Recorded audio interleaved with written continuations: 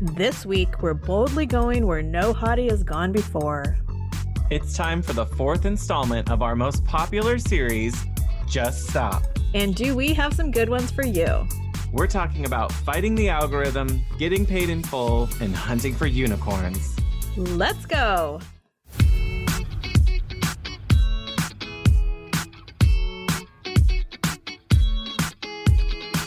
Hi, I'm Rebecca of Studio Plum.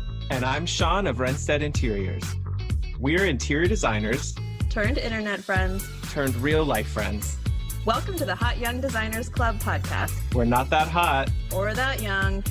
Every week, we'll be spilling the tea on how a new generation of interior designers can run their businesses. Welcome to the club. Hey, Shaun. What's up, Rebecca? It's like summer. It is summer. I mean, it's not. Cecily wanted to know this morning if it was technically summer. And as we record this, it is not technically summer, but it is like 100 degrees here. So, Oh, that just made me excited for something. what? Midsummers is like a big kind of Scandinavian, a lot of European countries celebrate it, the equinox of summer. So my family and their Danish heritage, we celebrate midsummers, but it was mainly for family. But we didn't get to have a midsummer party last year with friends and everybody. And this year we do get to. So that'll be cool. Yeah. Are you hosting one? Yes. I don't know what we're doing yet. It's really hard to put stuff together because it's like got to be everyone must be vaccinated. It can't be giant because I'm not going to have 100. I'm not going to have a bunch of people through my house. Well, no. Yeah. You should. And we don't have a definitely. pool. So there's a limitation to like what you do during that type of party. Mostly just drinking and eating. Yeah. I mean, what else do you need besides a little splash? Yeah. Anyway, okay. Yeah. That's not okay. anything related, but yes, it's summer basically. So, housekeeping. Ooh, Yeah, we got a good one. We are You early guys- birds. I don't know what got into us, but someone put a fire under us and we booked all of our arrangements to go to High Point in October. Yay! And yeah, Finally. it's going to be our first time. So if you've been wondering and thinking, you should do it. I mean, if you didn't do Vegas and you were like, oh yeah, I'm going to do something else, get it together. October's far enough away. You can still make arrangements. There's plenty of ways to value engineer the trip. Get a friend. Yeah, we're going as a little group. If Vegas is Disneyland, High Point is Disney World and Epcot Center. Yeah, you're doing like everything. So we are doing that. It's going to be a big deal. And we have just been noticing flights are still fine, but hotels and places to stay are not, there's not a lot, especially if you're bougie like us and don't want to sleep on someone's kid's bed. Yeah, I don't want to sleep in a race car bed. I agree with you. I'm not doing that. There's a lot of Airbnbs that it seems like people probably just like rent their personal homes out during that time because sure, it's a way to make a quick spot of cash, but yeah, no, I don't want that. I don't want that environment. no, yeah. So anyway, book now. And hopefully we can do some kind of meetup or something. We don't know what we're going to do, but I'm cautiously optimistic that there's going to be some like in-person speaker series and events and more showroom stuff happening by October. The world is looking different week by week, so I'm excited for it. yes. Let's jump into our fizzle and sizzle of the week. Dun, dun, dun, dun. Let's do it a little bit different. Like Oh, live on the air, try something different. Let's each share our fizzle first and then our sizzles. so fizzle, fizzle, sizzle, sizzle. Yeah, let's do it. That's how Cecily always makes us do. Like get them out. Like let's get all the fizzles out of the way. Okay. Okay. My fizzle is that for quite a long time, I had fallen off of my Instagram posting and using Planoly to schedule like a week in advance and do all of that. And I don't know. It was just, it's hard. Like I hadn't felt motivated finding content, sharing old photos, but it's like they're old to me, but they're not to everyone else. But I just fell off the wagon and we all start the year thinking like, oh, I'm going to have this amazing Instagram strategy this year. And it just wasn't happening.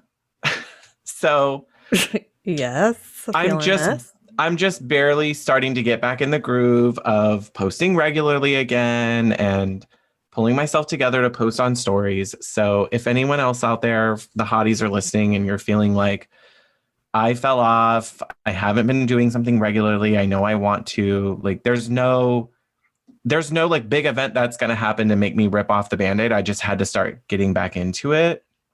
Well, but So, you went back into it by going viral on Reels. well, hold that thought because I'm going to talk about that with the Okay. sizzle. All right. Spoiler alert. Yeah. So my fizzle is just like straight up mom town. It's like we're already summer break started in our household this week in May, and it's just I'm not ready. Like there's just been too much of this already for the last year and a half. Yeah, like there goes the rest of your life. Like we had like we only got like 6 weeks of school in, it feels like, and now we're pulling it together. So and this is also the first summer that, so Cecily's 6.5. It's her first summer that I feel like she's like woohoo, like threw her backpack in the air, school's out for summer mode. Oh, yeah. Like it's really exciting now. Yeah, and I'm like, yeah, but you're still gonna have some school childcare style. What did Just she think? her. She was just going to be at home with you all day for 2 months, or what did she think? Yeah, we're just gonna be in vacation mode 24/7. Well, because she gets vacation, but you don't. Like And you she have a doesn't get, job, you have clients. she doesn't need vacation. She has no homework, no bills, no clients. Yeah, I know. At 6.5, like it's not that hard anyway. It's not like she went It's, through a really stressful finals season at school. my God, you College nothing. prep is coming at her, like. No. So, yeah, I had to do a little sit down and explain what summer really means to her in our household. We do have a Like, vacation coming up in a few weeks, so I just had that'll to be tell her, like, helpful. hey, your job right now is to not complain about going to your childcare situation, and then mommy can take a week off without doing work while we're in Yeah. Hawaii. Well, and yeah, the world doesn't, it's helpful for her to know, like, oh, wait, the whole world's schedules don't revolve around me getting summer break. Like, adults don't get summer break. They I wish really we don't. did. Moms don't, for sure. No. Okay. You hinted at this already, and that's what I'm going to say. One day I was feeling really punchy, and I was like having all these ideas come to me. And I think it's just like when my attention and my mood finally, everything, it's like the magical eclipse type of situation, like all the stars literally aligned and it was like sending me inspiration. Like So the Superflower Blood Moon? yeah, I guess so. Superflower Blood Moon eclipse. It's like the beginning of the song The Age of Aquarius where like yeah. So it was that moment and inspiration struck and I decided to rip off the Band-Aid and start doing Instagram reels. And you guys know I'm not an early adopter, but I did them. And some of them are stupid. Actually, they're all stupid because it's supposed to be funny. But I thought I'm just going to share funny stuff about being a designer. And hopefully it's going to be something that is funny for the designers who follow it, but also is kind of like humorous cautionary tales for potential clients. So they come in with realistic ideas, right? But the one where I was joking about when furniture is going to get here and it's set to the Taylor Swift song and it's going to be forever. Girl, that shit blew up. And as of today, which you guys we're in May here, so you guys will be hearing this much later, but it has 43,000. It went up to 43? It was at 30 yesterday, and you and I talked on Monday, and it was like maybe gonna hit 20. So is it you guys, like, I'm a viral sensation. You're trending. This is pretty. I joked that this is my peak, you guys. This is as good as it gets. Well, I think you haven't peaked yet. We'll see. I mean, I'm excited for it, but yeah, Reels. Has anybody mixed it? No one's remixed it. How does it tell you if it does? If someone uses your video to remix it, it does. But if someone just uses the audio, you don't get told anything. But I was like, oh, people are actually looking at these and other designers are sharing them. And so I feel like that's been fun.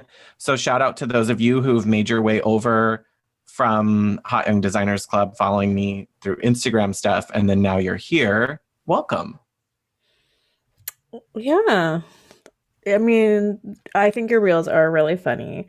I'm going to start sharing them on our Insta. Our HYDC Insta? Mm-hmm. Yeah, I'm having fun doing it. Even if no one's watching it, like, there's a few that only have like 1,000 views. I'm like, whatever, you guys don't get it. It's genius. You don't understand my art. Definitely. What's your sizzle town? Sizzle town. My sizzle is the schlep is real. I am constantly having the things, and this might just be no, it's not just me, but I've always had this where I'm just like, I always have things that I'm dragging from my car to my office, whatever. Mm-hmm. So I saw somebody post about these bags called the Hulken bag. And they're basically like the, infamous blue IKEA bag. Like the material of it is kind of like that. The material's like that, but it's got something else that makes it structured and stable. So it stays upright. It's not just like keeps its shape. Yeah, it's not just like a floppy bag. But it's on wheels. So it's shaped like a brown grocery bag, but they're humongous. So they come in like 4 or 5 sizes. I have the medium and the large, and the medium fits 2 brown grocery bags full inside of it. And it's on wheels, and it folds up flat. It's super lightweight, so you could still carry it. So I've just been like carting this thing around with me like a weird bag lady. And I don't even care. Like, I took it to an appointment at Ferguson yesterday, and I threw all my samples in my purse and my consultation. Please don't make this your purse replacement, though. Like, it's not my purse replacement, but I'm definitely like scooting it around. And the best thing is it's like metallic gold. I mean, you're trying to make it fashion, but I'm still worried that this is going to be like once you stop living out of your purse, I'm going to have an intervention with you. Like, it's not my purse. Like, if you're like, oh, hold on, I have some tissues in my Hulken bag, I'm going to be like, okay, girl, we're here to talk with you about your problem. I have 18 rolls of toilet paper in my Hulken bag. No. Yeah. Do you guys want a Werther's? I have some in the bottom of the bag. It's so big. Oh, where's Cecily today? Oh, she's just in the bottom of the Hulken bag. Like, literally, her and Desmond would fit in the big one. I mean, it's kind of cool that you are able to do that without breaking your back and causing like injuries, which is super bonus for the not so hot or young of us. So I've been using like a foldable milk crate, those ones that like they have a suitcase handle on it and wheels, but they're not heavy duty enough. No, so I was bringing tile samples to a client meeting, and the thing is like about to break, and it's janky. So I feel like they could have written the like really hokey made for TV commercial ad with you in it of like, tired of carrying everything? And then you're like, you have this exasperated, oh my God face as the bag bursts open and drops all your tile samples and you're jumping and holding your foot because it landed on your toe is like That's that's the moment that's happening. They And sold it, then, yeah, like the after me has my heels and I'm just like toting it behind me. showing up Like, to meetings all put together, and then you're at Hulken yeah. bag, pulling It out beautiful samples. I use these IKEA trays that have lids on them and they stack. Yeah. I can't remember what they're called, but I have them everywhere. Well, we And will find it and link it because yeah, they work for everything. they're really handy. I use them like so each of my clients gets one. I just throw samples in there as I'm working on it. And so those stack in the bottom. No problem. So I can it's I wish I had a coupon code, but I don't. So you guys, we'll link it. I might ask him for Get one. get your bag lady on. Get it. And if Do you live it. in a big city, like Anaya messaged me that she like ordered one instantly. Oh, hey, shout out Anea. Hey, Everyone follow Anea White. she's the best. I love that journey for you. Yeah, and when you're installing, like I swear, like the big one, I could probably fit like 10 Your whole pillows in kit. it. Yeah, well, and just like the stuff. I mean, it's easier for people to lift, carry, move. It's great for you to be able to shift from meeting to meeting and pull things out of the back of the car. And they And fold flat so you don't have just this like giant stuff that you're storing in the I meantime. mean, it's So, better than you showing up with your wagon all the time, your flea market wagon. which I do that too, yeah. Designer life. Um, we should hop into today's show because Okay, it's yeah, let's do it. just as sassy. You guys, we are going where no designer has gone before. We are just stop Just stop, y'all. the next generation. Last time was part two, the remix, and Was it part two or part deux? part deux. Yeah, part deux.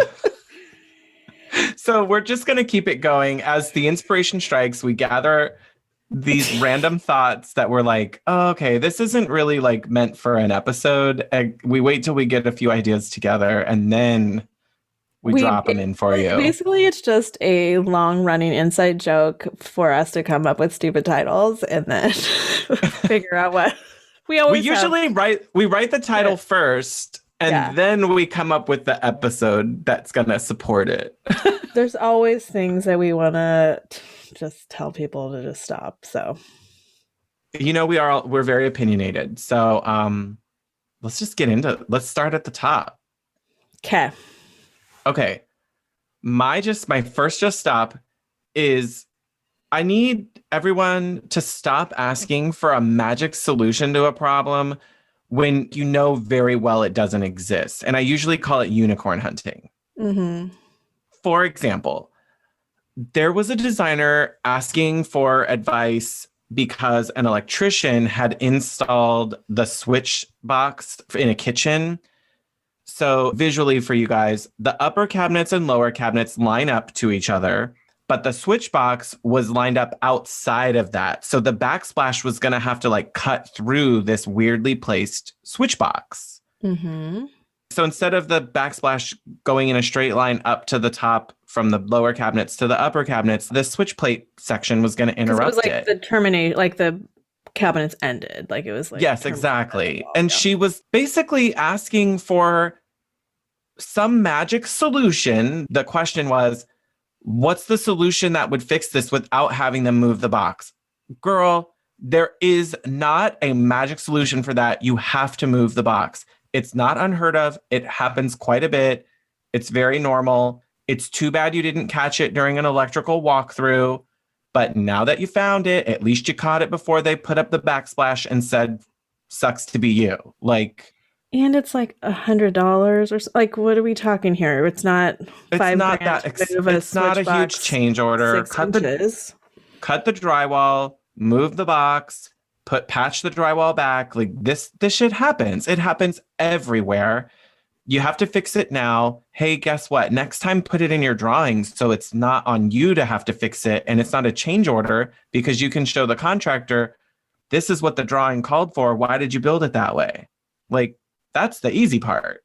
So sorry, girl, just stop. Like, no Just stop magic and just stop solutions. getting like 500 people involved. Yeah. Yeah, we don't need to hear about it. There's no magic solution. Fix it. You already wasted the time on posting it that you could have spent telling the contractor to do it. Done. Handle it. Just get it done. Okay, I have one that's kind of similar. Okay. Just stop asking what to do with the weird ass niches that contractors and architects installed in every freaking house built in 1980 to 1995.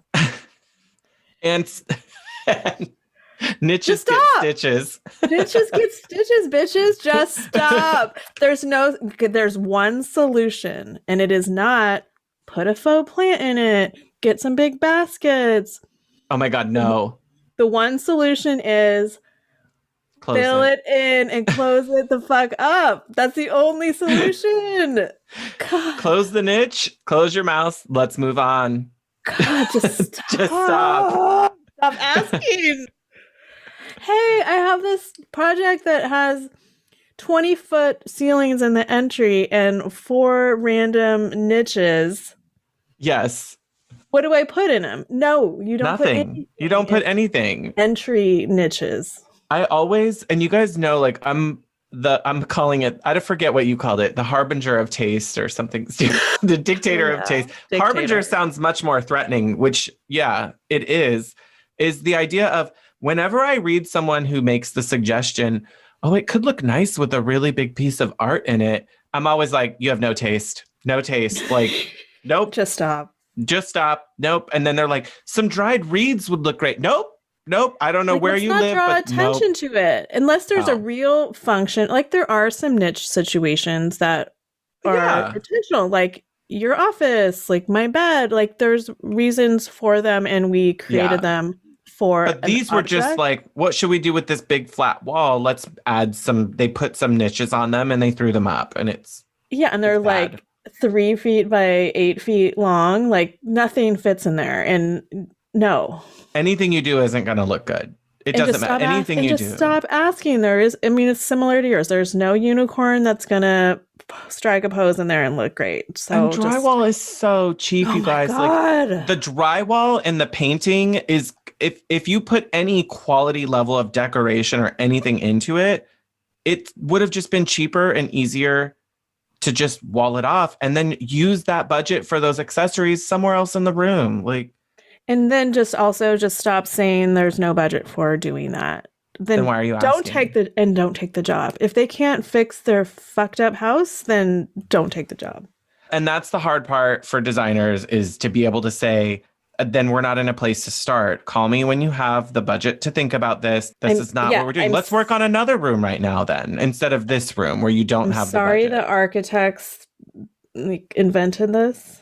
So yeah, but now you have it and it's in your home, and call me when you have a couple $1,000s in your budget to make room for it. We're not talking about shit tons of money here. Yeah, we're not talking about permits and getting it's drywall.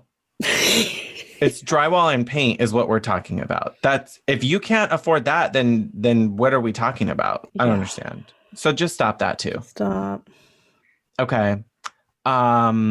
Next, just stop.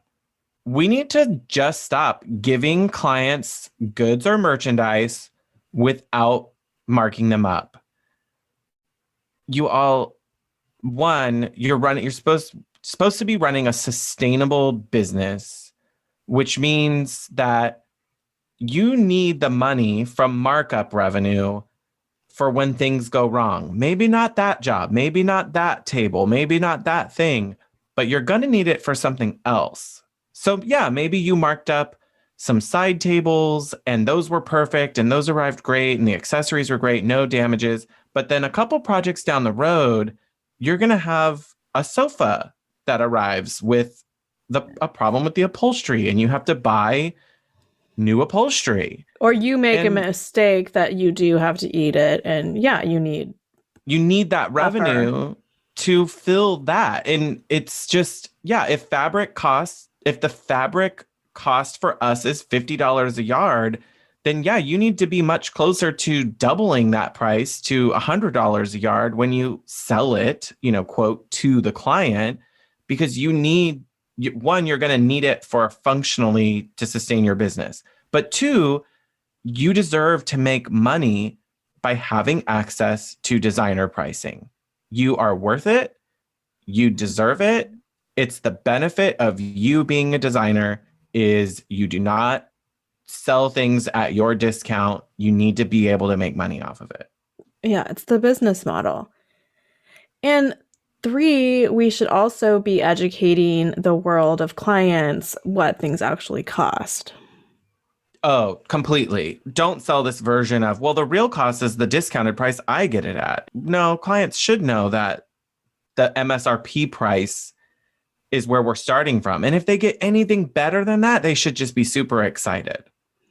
Yeah, and I usually, when I'm pricing things, put MSRP and then I'll give them like 10%, but I always make sure that they see it. So they know that I'm discounting from the real price, so they know what the real cost is. Yeah. And we have future episodes planned to talk about that. I only do that if I still have like 30 or 40% that I'm still making. Right. And I think that's where we will talk about that. We have plenty of that planned where we talk about strategies of pricing and models. But for now, you need to stop giving it away at designer cost pricing. Whatever you're getting it at is not right. And we're not talking about Pottery Barn to the trade with its 20% discount. We're talking about wholesale based prices. If you're buying retail for clients, that 20% is automatically yours, no matter what. Take that in your pocket, period. If it's retail, I just let the client buy it. Yeah, because they can mess with the problems that they're going to have. Let them deal with the scheduling and returning and opening the boxes and let them do that. But for now, service. Oh God, yeah. Like, how long are you going to be on hold with CB2? Like, just stop giving it away without marking it up. Start from there. Okay. Just stop worrying about what other people are doing. Say it louder for the people in the back. Just stop worrying about what other people are doing or not doing. So, like, these debates about designers versus decorators. Do you have a degree or are you self-taught? If you're self-taught, do you have a right to do this work? Fuck off. Like, if you have a degree and you're doing good work, stay in your lane and do your work. I don't have a degree. I do good work. I'm not trying to say that I have one or don't. Like, no one's lying. Like, you didn't fake a resume or anything. No.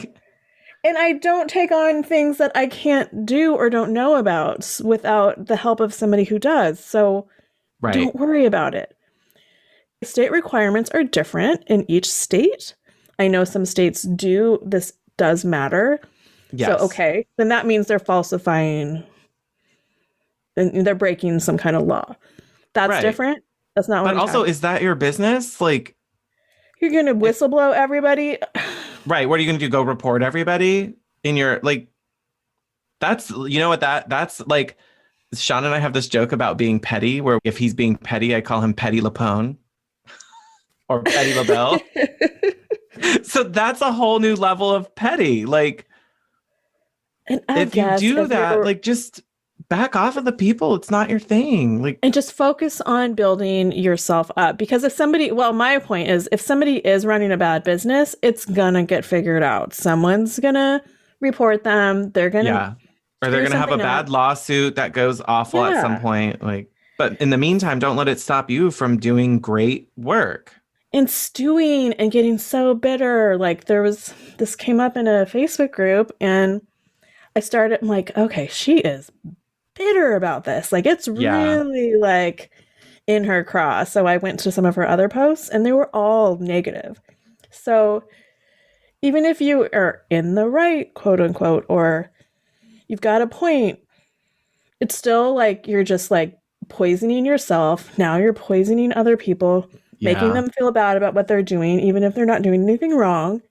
And it doesn't matter. There's room for all of us. We are all so busy. Like, it doesn't serve you to be stuck on this. Like, if you're spending time on this, that means you're spending less time focusing on the things you do really well and that you bring to your clients. And you're constantly someone's going to pick up on that negative energy of like, oh, she's like a bitter Betty over these things. Like, we don't need I more of picked up that. on it. Yeah, Bitter Betty needs to Which get a means little that a sugar in client her would bowl. too, because you better believe if she's saying that, if a client was like, oh, I also spoke to so-and-so designer, and they'd be like, oh, well, you don't want to work with her. You know, she doesn't have a degree, or she's self-taught. I went to blah, blah, blah. It's like, really, that's not going to be your selling point. No, just focus on what you do well and sell that. Don't try to tear other people down. That's just not good juju. It's not good business. It's not a good Right. look. Hey, Hotties. Have you ever listened to the show and wished you could ask us questions? Well, we just opened up private coaching sessions. Now you can book 1 or 2 hour Zoom sessions with Rebecca and me. Together, we bring over 40 years of experience in our combined professional backgrounds to help you with marketing, finance, and business strategy. We're here to guide you on anything from branding to systems to the emotional guidance that you need to run your business. Book today at hotyoungdesignersclub.com/coaching or use the Book Now button on our Instagram. We can't wait to meet you. In the same vein, just on the opposite side, also don't worry what other people are doing to make you feel bad about it. Like, not everyone is out there killing it like they look like they are on Instagram. You don't know what's really going on. So if they motivate you and inspire you, great. But if anyone makes you feel bad, block, delete, unfollow, whatever. Mute their posts. You don't need to see it anymore. Like, yeah, just stop. Just put your little blinders on and do your own job. There's a lot of ways we can run these businesses. Yeah. I'm here for that kind of put your head down and do your work type of mentality. Yeah. Like, stop looking at the other kid's paper during the test. Like, we don't need to do that. So in a similar vein to the Bitter Betties is, can we all just stop complaining about the Instagram algorithm? Oh, that bitch. She is a vindictive bitch, but yes. But it just, like, the algorithm is what it is. You have zero control. You're not going to get a petition together and convince Facebook to change the Instagram algorithm. You adapt or die, bitches. Like, happy Hunger Games, like, get it together. You do have control. You can either opt out and just find a different way to market yourself, or stop complaining.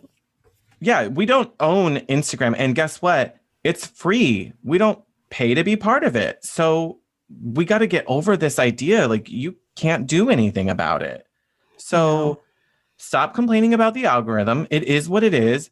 The algorithm does not need to dictate how you interact with people or your audience online. So you don't have to follow I got to do this post and this much, and I got to be on the, you don't got to do anything. Do what you do. Your people will find you. It's fine. Learn about it. Like, I think it's helpful to learn about what the algorithm may or may not like. And if it suits you, you can adapt. But hint, it likes reels. It really likes Instagram reels. It's true. And I know that. And I don't feel like doing them right now. So I'm like, whatever. I'm not complaining about it. I barely have gotten any growth in the last few months because I'm not doing what it needs, but I don't care. I don't need to feed that. If it doesn't serve me, I don't need to feed it, and complaining about it will do nothing. Also, in the same vein of the complaint train, this is how Just Stop gets going, you guys. I am so done with the designers who are out there complaining about the internet and online shopping ruining the design business. Oh, yeah. You guys, this is not fucking 1994 anymore. We're decades past the invention of online commerce at this point. We're more than 20 years in. Stop. You would never look at a car from 20 years ago and then go, GPS ruined automobiles. Safety warnings ruined auto. You would never do this stuff. we need to stop complaining about it, because guess what? Cars ruined the horse business, but we're not complaining about that. So They did. stop They did complaining though. about stop And the people complaining that about did, that. yeah, the people that did like literally just eat my dust as the Model T chugged on past. Yes, like we can't be focused on what business used to be and still be focused on where we're going and how we're going to survive and do better and grow from it. So, yeah, great. If your business used to do so much better, but now it's not because of online shopping or whatever, then you're selling the wrong thing. You're no longer selling what people are looking for. You're going to be like, there's that in my town, these little shops where they were family owned through the 50s and 60s, and they've never adapted. And you can tell that, like, once grandmama dies, they're gone, because you're like, they're not selling anything. They might make $50 in a day. There's like a little cake decorating shop that sells little like cake topper things, and they have zero online presence. They're going That's to be weird. gone. They must It's have like like rent it's like control or something. well, they own their space in the building, and they Oh. probably bought it in the 50s or 60s. So now it's super cheap. The real estate and the taxes are so cheap. And it's just these like three old women who live in there with like cake cake pans and cake Oh, I want to toppers, go in and there. it's so everything's covered in dust. The bags are like yellowed plastic. Like it Hmm. honestly is like where they kept the decorations in the original boxes, but some of the plastic has started to age, and they're like, it's still good. We can sell it. And you're just like, you guys are dead. You're already dead and you don't know it. Like So don't be a once cake one of you is decorating gone. shop. Like, and it's the Yeah. same thing with designers complaining about how, oh, I used to be able to sell so much more merchandise before online shopping, or now this, or now it's like, then you're selling the wrong thing.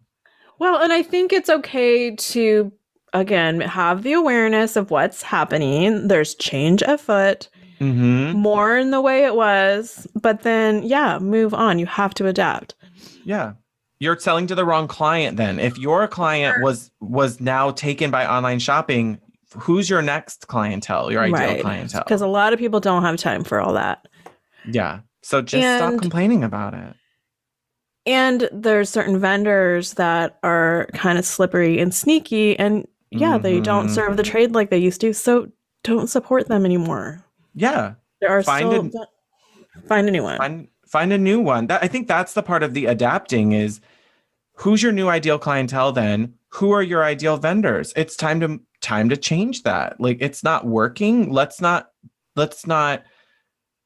fall victim to it then. I want to see the designers be successful, reinvent the way they operate their business to make it functional for this lifetime, and not be the sad cake decorating shop. Like And just stop using fax machines. Okay. So let's see. What my last just stop. I think you're really gonna give me some high fives on this one. Just stop Mhm. not getting paid in full on client Hallelujah. orders. What? I mean, how does this still happen? We still hear I about see this. it, the horror stories of like, oh my God, I just installed everything and They they owe me owe me all twenty this thousand money. dollars and they don't like it, or they found better pricing. And it's What? like, wait, You what, put that on bitch? your credit card and installed it, and now you want your check? I mean, what's their motivation to do it? I don't know. Do you think this is a naivety thing? Like Uh, they just think that people are going to be honest and pay them? Like do people still believe in the goodness of people's hearts type of thing? Is that I maybe we're think it's a just little bit of like a different industry standard of you don't pay for things until you have them. But okay? so that's like more of how the world normally works with goods, right? Like you don't pay for a banana until someone gives you the banana. I don't know why I said banana. I don't know. But okay. You're not going to be like, "Hey, I want I want that banana. Here's my money." And then in But we're 16 to not 24 weeks, it grows and you get it delivered. That's not normal. for some industries, but others you But our order. industry, this is the standard, and you just need to do it that way. I mean, that's I crazy. We are mean, not a bank. Like that's what a lot of that's a the lot of chatter is. designers are smart and say, like, we're not banks. This is the client's job is to pay us for it. I mean, you go online, you shop from Amazon, they charge you unless you're pre-ordering, right? And that kind of makes sense, but you're not We pre-ordering don't this. Like, charge till they ship, though. Most or online merchants aren't supposed to yeah, charge. but we can't live like that. Like, we can't, vendors won't take the orders unless we pay for them. We need to pay for them. If clients don't understand that, tell them, And hey, there's I'd love to order this sofa for you, but you have to pay me so I can. yeah, and there's no returns either. There are a lot of different policies that don't exist in the rest of the retail world. So this is a high-end luxury service. A lot of times we're ordering customized pieces that are Hmm. not returnable. This is a whole different thing, and you need to sell it to your clients properly and get paid before you make one purchase order. Yeah, and again, part of that getting paid in full is it already includes your markup. Like, Oh, not cost of goods. Like, it has to have everything. no, yeah, yes.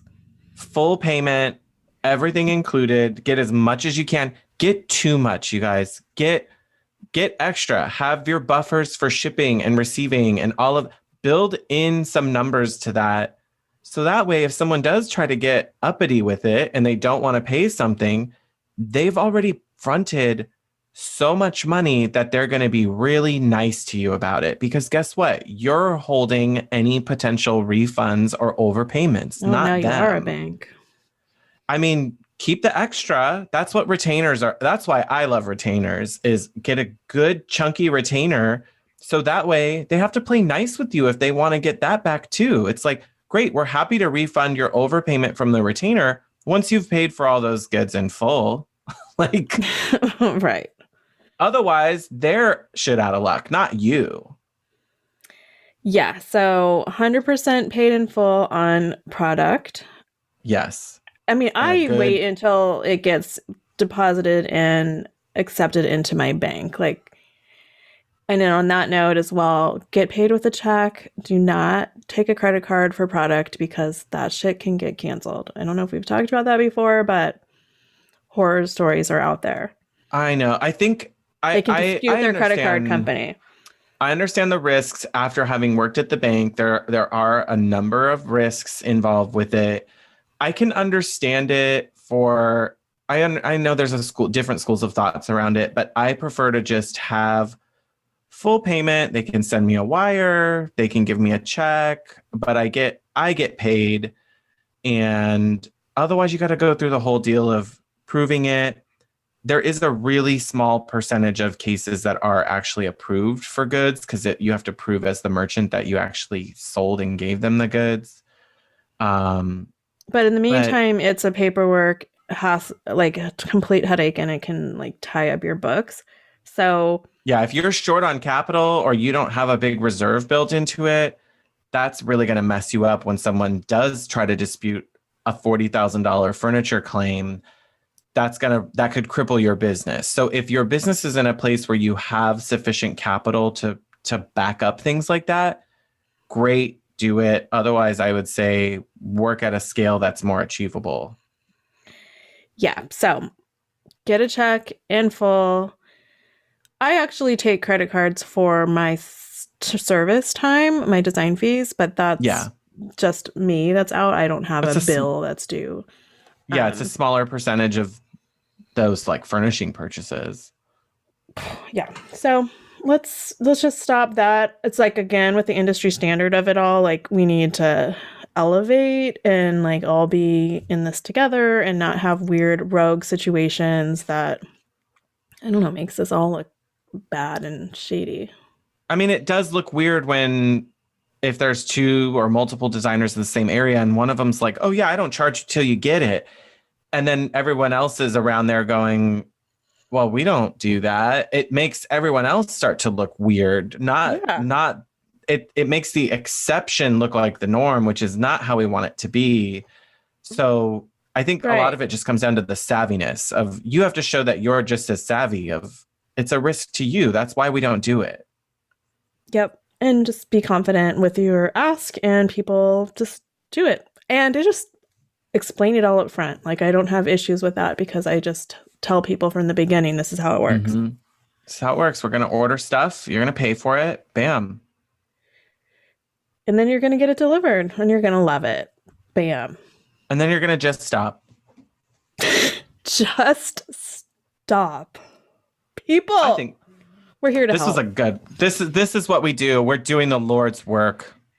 I mean, this is our time to get on the complaint train, I guess. Like, we really try to limit how often we do that. So these are our special exemptions of our own. Welcome to our group therapy session. Thank you all so much for being here. We love you. We love to hear back too. If you have your own Just Stop ideas, please send them to us. Write them in, because we love a good cautionary tale. And hopefully we're going to see some of you start planning your trips for High Point in the fall. We'd love to see you there too. Mm-hmm. And until next time, stay hot, designers.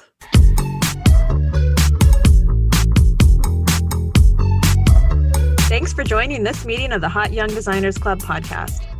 If you liked what you heard, please subscribe and leave us a review on Apple Podcasts. Check out the show notes there for links to things we talked about today.